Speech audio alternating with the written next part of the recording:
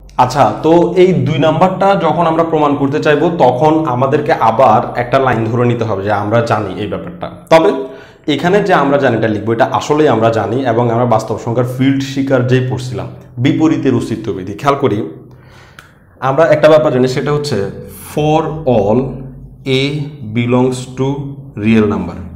অর্থাৎ এ যদি real number থেকে নেওয়া হয় তাহলে মাইনাস এ নামক একটা রাশি যেটা রিয়েল নাম্বারের ভিতরে থাকে, এটার জন্য আমাকে দেয়ার এক্সিস্ট দিতে হবে। দেয়ার এক্সিস্ট মানে হচ্ছে এ যদি রিয়েল নাম্বার থাকে এই ব্যাটাও রিয়েল নাম্বারে থাকবে।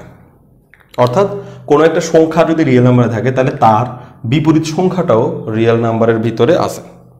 ওকে, যেন যেন এই এ কে মূল সংখ্যাকে আর ওই বিপরীত সংখ্যাকে যোগ করলে আনসার একক আসে, মানে 0 হয়ে যায়। ওকে, এটা আমরা পড়ছি কিন্তু। তাহলে আমরা পড়ছিলাম কি, there exist a belongs to real number, যেন এ আর এ কে যোগ করলে 0 হয়। এই জিনিসটা এইখানে ছিল কমা দিয়ে, আগে থাকা পরে থাকা এটা দিয়ে কিছু মিন করে না। এখন আমি বলতেছি কি, এ রিয়েল নাম্বারের ভিতরে যদি থাকে তাহলে এ যদি রিয়েল নাম্বারের ভিতর থেকে নেওয়া হয় তবে দেয়ার এক্সিস্ট মানে সেখানে আছে, কে আছে, মাইনাস এও রিয়েল নাম্বারের ভিতরে আছে, যেন ওদের দুজনের যোগফল ইকুয়াল 0 হয়। ওকে, তাইলে এই তো ঘটনা ঘটলো। এখন এটার উপরে নির্ভর করে সুতরাং দিয়ে আমরা একটা সিদ্ধান্তে আসতে পারি, সেটা কি, for all minus A belongs to real number. মানে আমি বললাম যে এ যদি রিয়েল নাম্বারে থাকে তাহলে মাইনাস এও রিয়েল নাম্বারের ভিতরে থাকবে। এখন মাইনাস এ যদি রিয়েল নাম্বারে থাকে তাহলে ওরও কিন্তু বিপরীত একটা সংখ্যা রিয়েল নাম্বারের মধ্যে থাকবে। তার মানে মাইনাস এ যদি রিয়েল নাম্বারে থাকে তবে দেয়ার এক্সিস্ট, তবে সেখানে মাইনাস মাইনাস এ এই ব্যাটাটাও রিয়েল নাম্বারের ভিতরে থাকবে। কারণ এর বিপরীত হচ্ছে একটা অতিরিক্ত মাইনাসে, এ এর বিপরীত হচ্ছে অতিরিক্ত মাইনাসে, মাইনাস এ এর বিপরীত হচ্ছে অতিরিক্ত মাইনাসে, মানে ওর বিপরীত হচ্ছে একটা অতিরিক্ত মাইনাস, ওর বিপরীত হচ্ছে একটা অতিরিক্ত মাইনাস। আর যেহেতু আমাদেরকে বাস্তব সংখ্যা ফিল্ড শিকার যে সে বলেই দিছে যে এনি কাইন্ড অফ সংখ্যা, সে বলে নাই পজিটিভ সংখ্যা হইলে খালি নেগেটিভ বিপরীত হবে, সে বলছে এনি কাইন্ড অফ সংখ্যা বিপরীত সংখ্যা থাকবে যেন ওদেরকে যোগ করলে একক আসে। যেন মাইনাস এ এর সাথে আমরা যদি এভাবে মাইনাস মাইনাস এ যোগ করি, মাইনাস মাইনাস এ যোগ করি, তাহলে আমরা যেন 0 পাই। মনে হয় এখানে সেকেন্ড ব্র্যাকেট দেওয়াটা মোটেই উচিত না, কারণ সেকেন্ড ব্র্যাকেট সেটের সময় ব্যবহার করা হয়। এভাবে দিতে হবে, সবগুলোই ফার্স্ট ব্র্যাকেট দিতে হবে। ওকে, যেটা সেকেন্ড ব্র্যাকেট দেওয়ার কথা ছিল সেটাকেও ফার্স্ট ব্র্যাকেট দিতে হয়েছে। তার মানে আমরা বলতে চাচ্ছি কি, যে যদি এ রিয়েল নাম্বারের ভিতরে থাকে তাহলে মাইনাস একটা মাইনাস চিহ্ন দিয়ে এ যেটা হবে সেটাও রিয়েল নাম্বারের ভিতরে থাকবে, যার কারণে এই ঘটনাটা ঘটে। আবার মাইনাস এ যদি রিয়েল নাম্বারের ভিতরে থাকে তাহলে একটা মাইনাস চিহ্ন দিয়ে ওই মূল সংখ্যাটার বিপরীত যেটা বোঝাচ্ছে সেটাও রিয়েল নাম্বারের ভিতরে থাকবে, আর ওদেরকে যোগ করলেও একক আসবে। নাহলে তো আমরা বাস্তব সংখ্যাতেই নাই। যদি এই ঘটনা না ঘটে তাহলে আমরা বাস্তব সংখ্যার মধ্যেই নাই। তো এখানে মাইনাস মাইনাস দেওয়ার ব্যাপারটা যদি না বুঝে থাকো তাহলে আমি একটু দেখাই। মাইনাস 5 ওর বিপরীত হচ্ছে +5, আমরা যেটা বুঝি আর কি। তো -5 এর বিপরীত +5 না বলে -5 বললে অসুবিধা কি, একটু পরে তো মাইনাসে মাইনাসে প্লাসই হবে। -5 ওর বিপরীত হবে -5,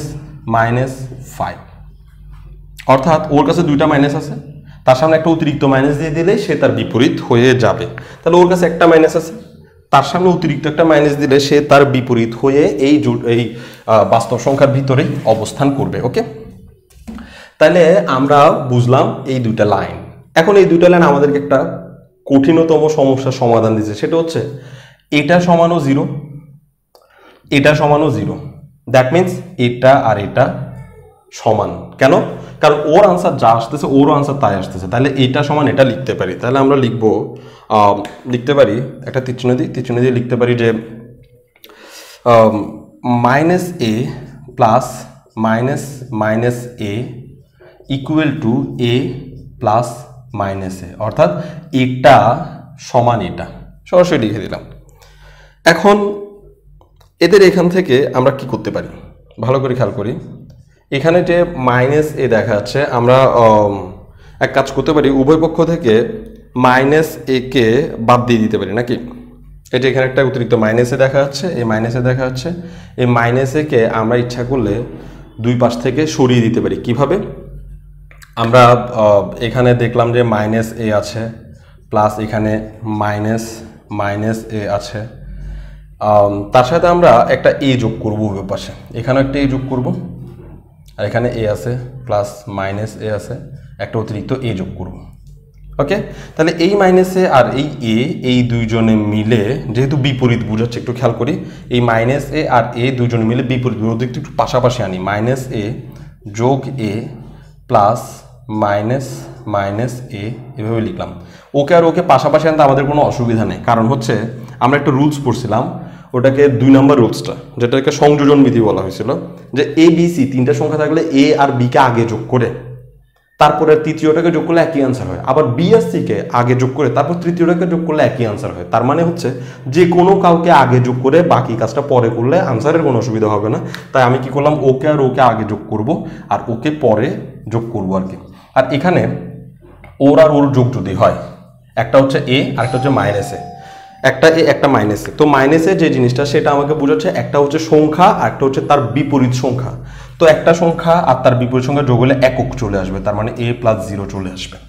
এভাবে লিখতে হবে, 0টা লিখতে হবে, কারণ হচ্ছে তুমি মনে হয় 0 না লিখলেও চলে, কিন্তু না, তুমি প্রুফ করতেছো, তোমাকে 0 লিখতে হবে।